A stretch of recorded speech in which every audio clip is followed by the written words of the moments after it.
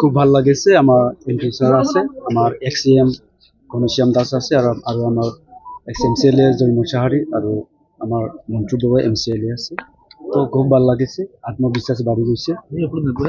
কিমান শতাংশ আশাবাদী জয়ী হয়? 100%। কোন প্ৰতিদ্বন্দ্বী হ'ব?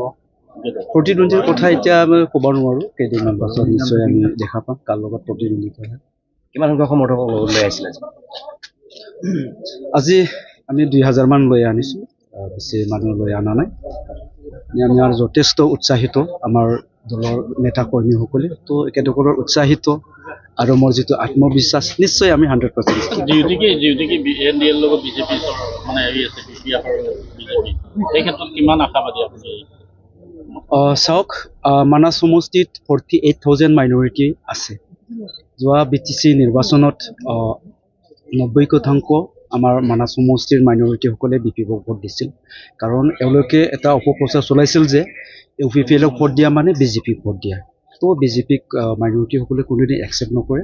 এই কাৰণে যোৱা নিৰ্বাচনত BPPক 90% মাইনৰিটি পথাছে ভোট দিলে।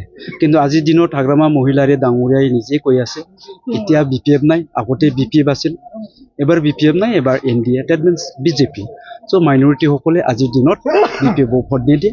আৰু মই মাইনৰিটি ৰাইজৰ ওচৰত গৈছে, মাইনৰিটিসকলে মোক আদৰি লৈছে। তাত ৰাইজৰ দলৰ প্ৰাৰ্থী এগৰাকীও আছে, গতিকে প্ৰতিদ্বন্দ্বিতা কাৰ লগত হ'ব বুলি আৰু? এইটোতো আজিৰ দিনত ক'ব নোৱাৰোঁ। ৰাইজৰ দলো আছে, GSPও আছে, আৰু ইণ্ডিপেণ্ডেণ্টো থাকিব। তো আজিৰ দিনত আমি এইটো কথা ক'ব নোৱাৰোঁ। নিশ্চয় কেইদিনমান পাছত ইয়াৰ চিনাৰীটো ওলাই যাব। Thank U.